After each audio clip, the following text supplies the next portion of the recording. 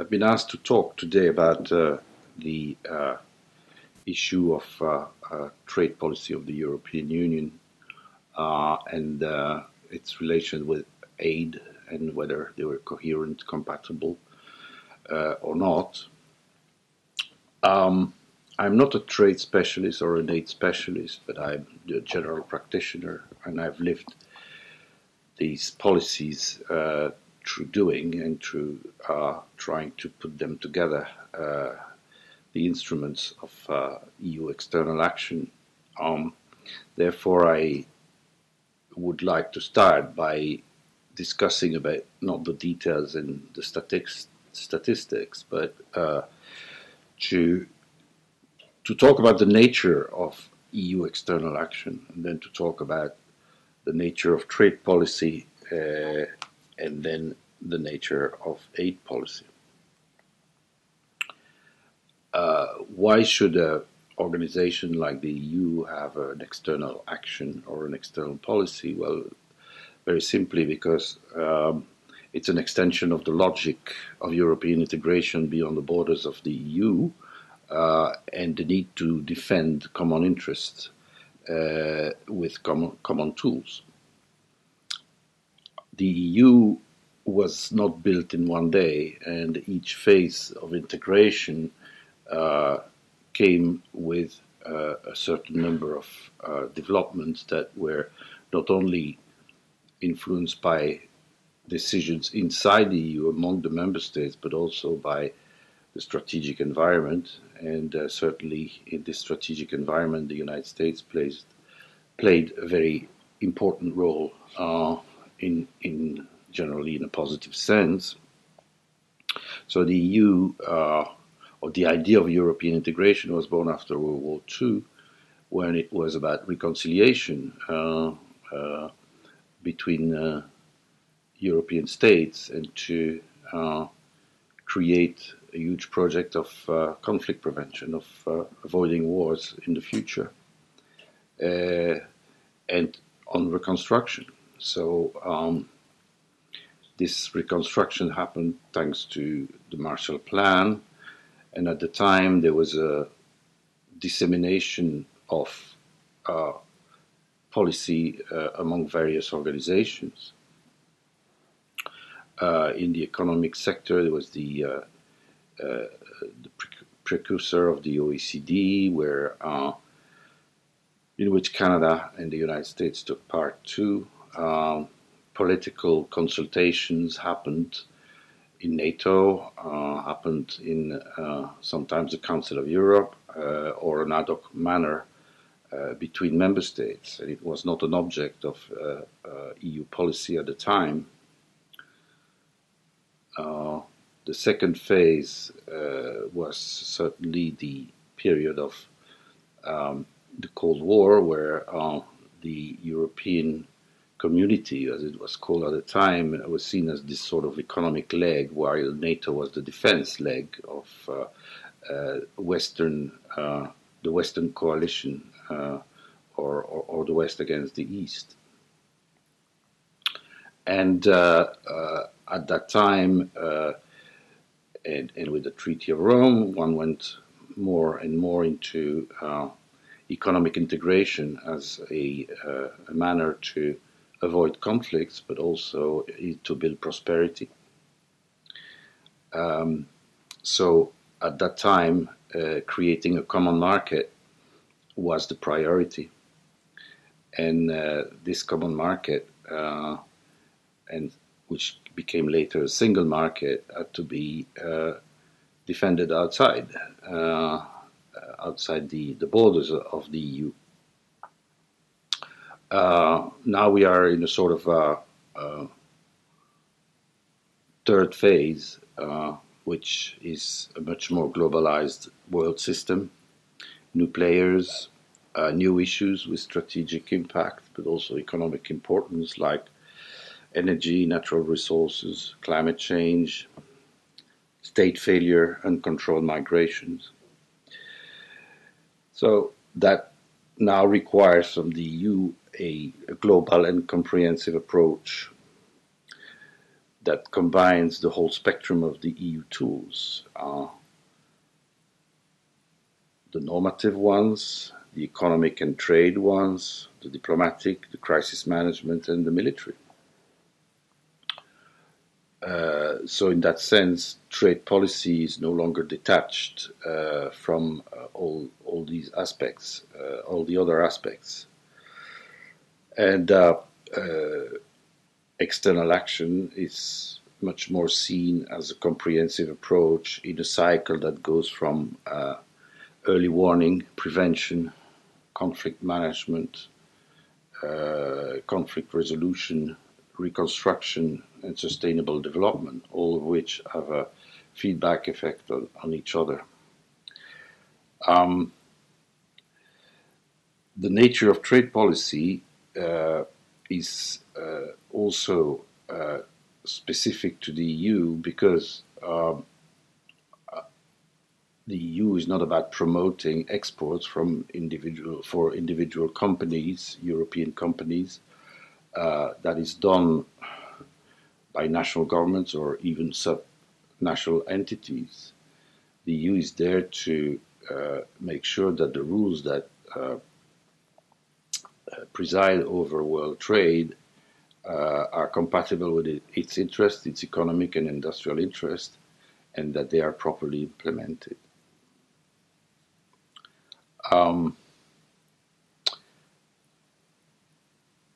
Of course, it is essential that for economic growth, for job creation and industrial development.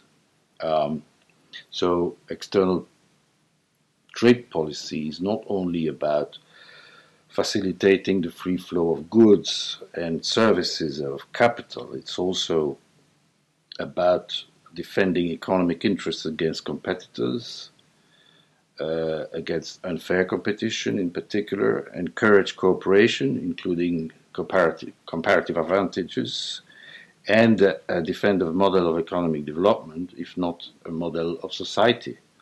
That's why you see it very quickly appear in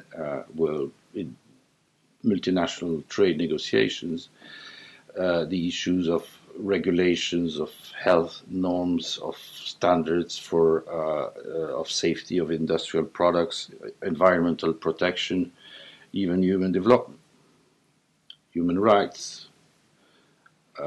In that sense, it's much more than indeed buying and selling at a fair price. It's about promoting a model of society and a model of development. It includes also protection because of domestic policies that are implemented, not only in the EU but in other countries. For instance, the Common Agricultural Policy has a strong element of protection of European farmers against cheaper imports from other parts of the world.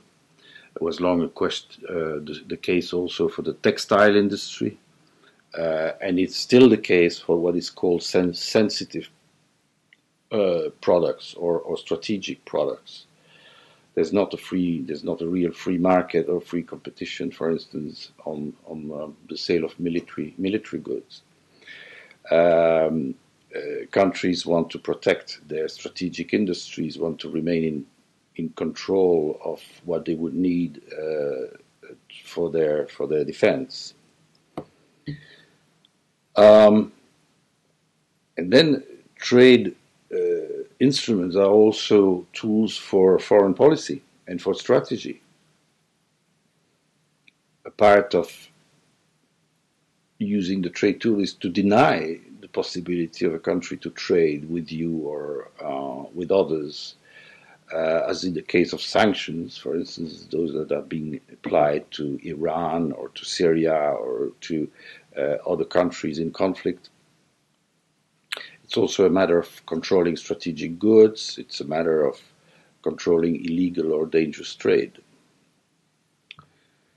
For a long time, these rules were imposed by a small group of industrial state that were the dominant economies of the world. That was the essence of the GATT after World War II.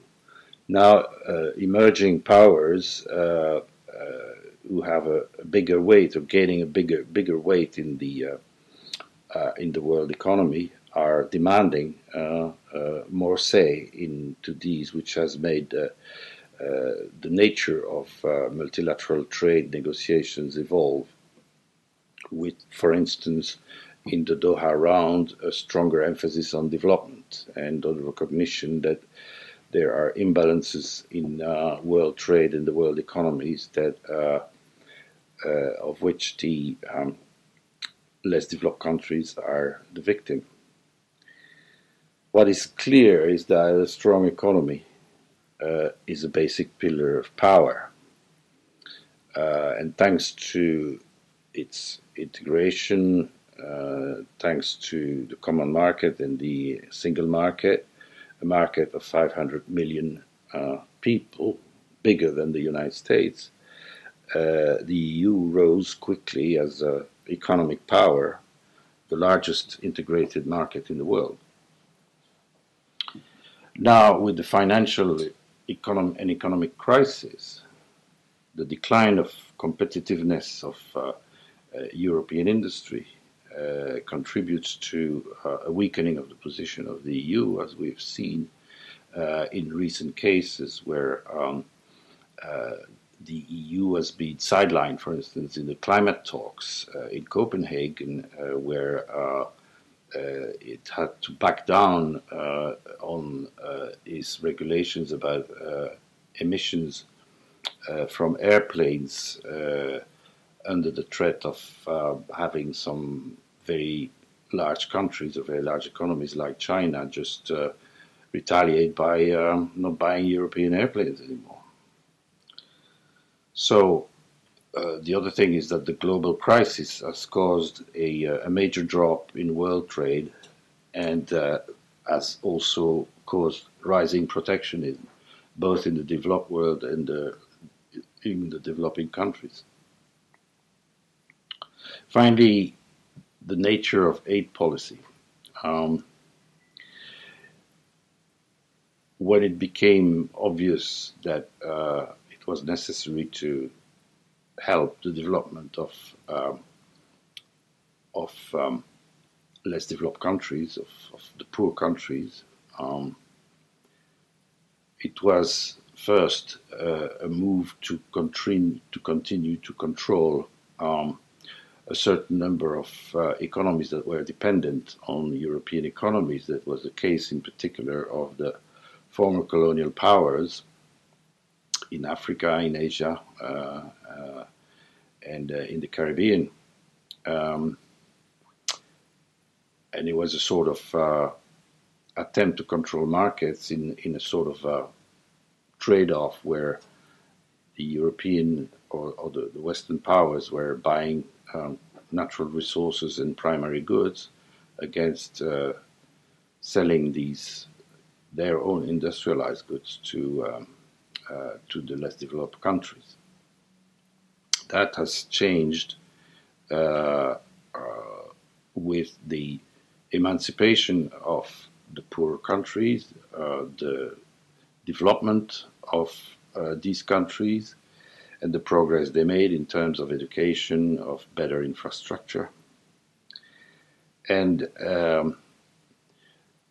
aid was originally about compensating, if you want, some of these countries for the unbalanced trade and the negative impact of certain policies like agriculture, where these countries who could produce agricultural goods cheaper than Europe were actually prevented to do so, and in some cases are still prevented to do so.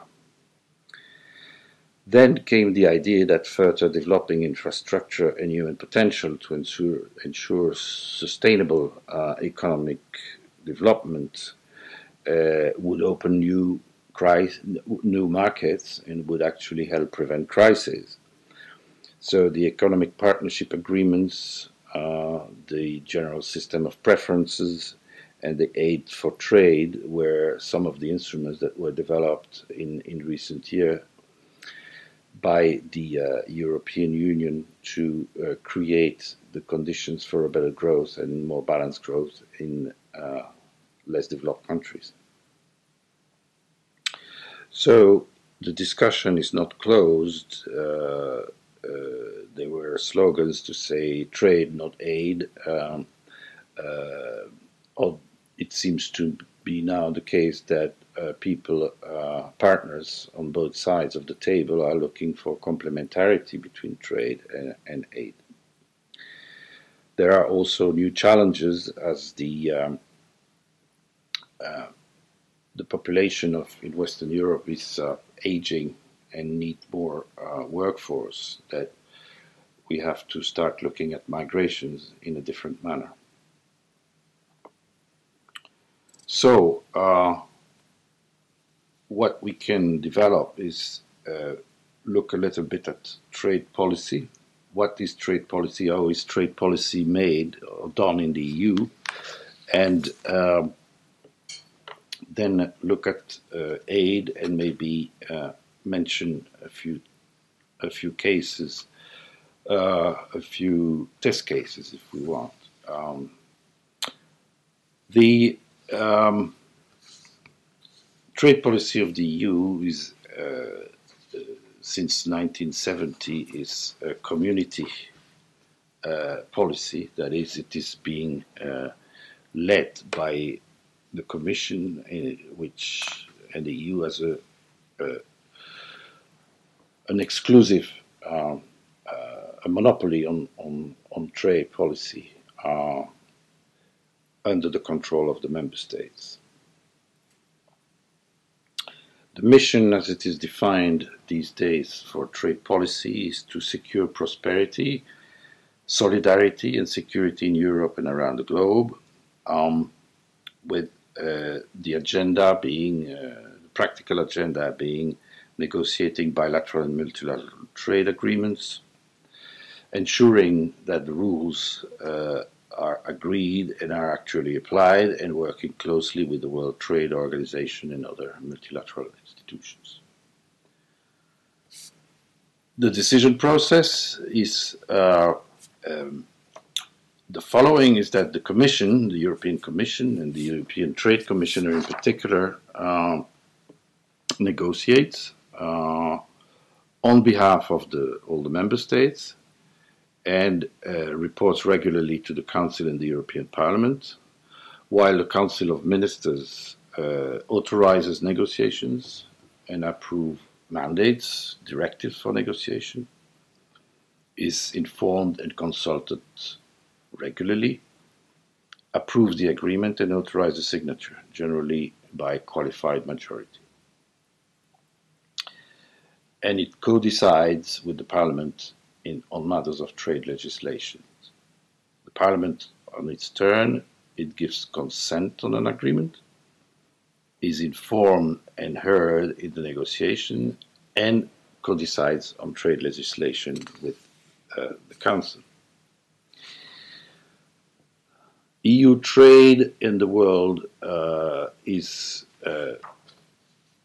certainly makes the EU a very important trade actor. As a market of 500 million consumers, it represents 16.8% of world trade. It is the first exporter, is the largest importer, and it's also the largest recipient of direct foreign investment. In that respect, it is ahead of the United States, of China, and of Japan in terms of share in the world trade. One will notice that the share of Japan is steadily decreasing, practically in the inverse proportion of China rising. So there's now a general consensus that trade has a positive impact on countries' growth. However, economic growth does not automatically translate into poverty reduction or the attainment of development goals. And while world income has increased together with international trade over the last 2 decades, so has income inequality in both developing and developed countries.